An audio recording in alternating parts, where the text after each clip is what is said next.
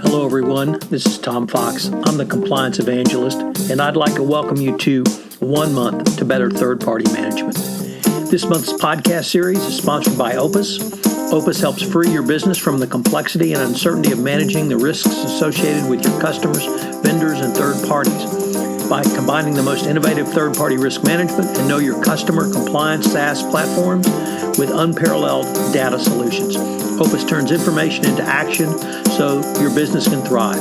Opus solutions include the Hyperos ABAC Accelerator, the leading platform for third-party risk management. To learn more, go to www.opus.com. Opus is an appropriate sponsor for this month as I'm focusing on third parties, the third-party risk management process. Over the next couple of weeks, I'll be looking at the management of third parties after the contract is signed. We're going to take a look at auditing, relationship management, training, continually monitoring and updating your own third-party program. This is an incredibly important month on my 1 month series this year, and I'm sure that you will garner some new techniques that you can incorporate directly into your third-party risk management program. This is Tom Fox. Thank you very much for listening. Day 19, Risk Ranking in the Supply Chain. One of the areas many companies do not focus on is the possible corruption risks in their supply chain for goods and services provided on the company's behalf. The FCPA risk, however, can be just as great through those entry points as it can be on the sales side of an organization. You need to know who your company is doing business with through the supply chain as much as you need to know your agents seeking business opportunities on your behalf. The determination of the level of due diligence and categorization of a supplier depends on a variety of factors, including whether the supplier is located or will operate in a high-risk country, associated with, recommended by, or required by a foreign government official or his or her representative, whether the supply chain entity is currently under investigation, the subject of criminal charges, or recently convicted of criminal violations, including any form of corruption, a multinational publicly traded company with a recognized exemplary system of compliance and internal controls that has not been recently investigated or convicted of any corruption offense that, or has, if so, has taken appropriate remedial action, or a provider of widely available services and products that are not industry specific and are offered to the public at large and do not fall under the definition of minimal risk supplier. You should note that any supplier which has foreign government touchpoints should move up to a higher level of risks. So what are the three categories I advocate for, or what are some of the categories you could consider rather in the supply chain? Well, the first is a high-risk supplier. And that is an individual or entity that is engaged to provide a non-specific good or service to your company. It presents a higher level of compliance risk because of one or more of the following factors. It operates in a country that poses a high risk for corruption, money laundering, or commercial bribery. It supplies goods or services to a company from a high-risk country.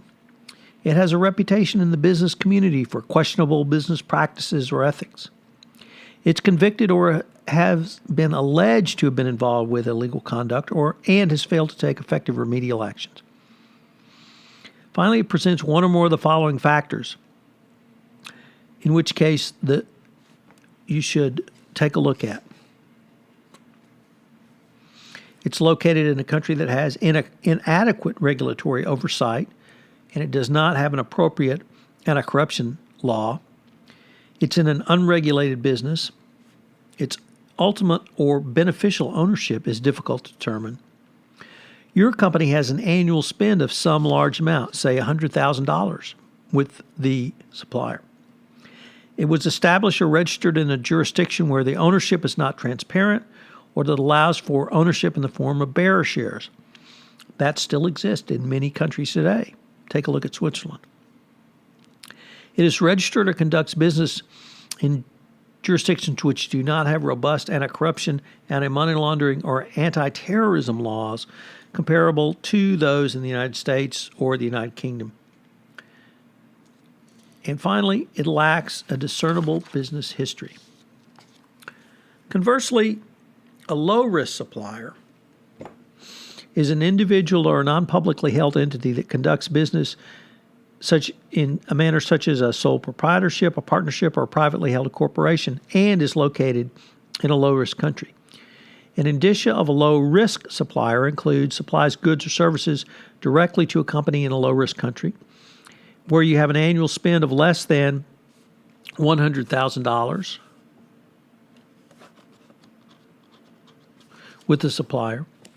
Supplier is not involved with any foreign government entity, or state-owned enterprise, at least in connection with the services it delivers to your company. But there are other indicia that you can rely upon. So if the low-risk supplier, or a company rather, can be considered a low-risk supplier because it has disclosure requirements similar to those under the FCPA. Another category you can consider is minimal risk supplier, which is a company that generally provides goods or services that are non-specific to a particular project, and the value of the transaction is $50,000, $25,000 or less. Some examples might be the routine purchase of fungible items and services, office supplies, etc., industry or factory supplies, crating and other materials for shipping, leasing of car rental vehicles or other equipment, airline tickets, etc.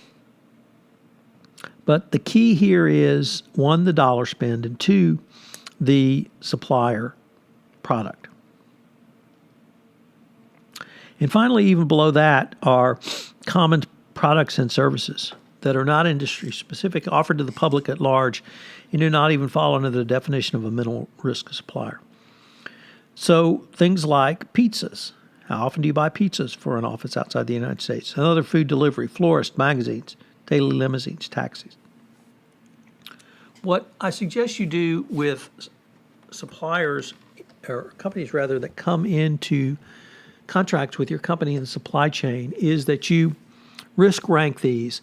And the key is that on the supply chain side of things, you really rank them in a way that allows you to focus on the truly risky, those that are going to have foreign government or state-owned enterprise touch points going forward. So the classic example is Tyco. And Tyco went from well over 60,000 suppliers on their companies in their supply chain, and went through this type of analysis. The ones that merited true high-risk screening were about 1,000. So when you can reduce down your number of companies that require a higher level of risk screening and scrutiny by those numbers, it's certainly going to be more business efficient for you going forward. So what are the three key takeaways? Well, I've spoken at length about risk ranking, but the key is that you have a well thought out risk ranking process. What really works for your business? The dollar amount is going to be considerable on the supply chain side of things. But if it turns out that you have 100 suppliers at $100,000, that alone does not make it high risk. Take a look at some of the other factors I've articulated. Number two, consider not only your compliance risk, but your business risks. If you have a sole source supplier, obviously that is a high business risk. If that sole source supplier moves to a business critical service or product, it becomes even more high risk. So if you have a a sole source supplier, and it's in a high risk area or business critical area, you need to manage that relationship even more closely. And finally, document all of this. As I indicated, one of the key things in the supply chain risk management process is to identify those entities in the supply chain which actually present a risk to you a compliance risk to you, an anti-corruption, anti-bribery risk to you, a money laundering risk to you. But identify those companies and then get rid of the rest. You can manage non-high risk, non-medium risk, low risk, minimal risk, or no risk in a much easier mechanism. You can even have a one-clause FCPA, a one-paragraph FCPA clause. But the key is to document your process, whatever that may be. This is Tom Fox. Thank you very much for joining me for day 19, and I hope you'll join me tomorrow for day 20 of 1 month to better third-party management. This is Tom Fox. I hope you've enjoyed this episode of 1 month to better third-party management. If you have listened to this podcast on iTunes, I would greatly appreciate it if you would rate this podcast, as it will help our rankings and help us get the word out on this most unique podcast series in compliance. Also, if you have any questions, please feel free to email me at tfox@tfoxlaw.com. This is Tom Fox. Thank you very much for listening to today, and I hope you will listen tomorrow on another episode of 1 month to better third-party management.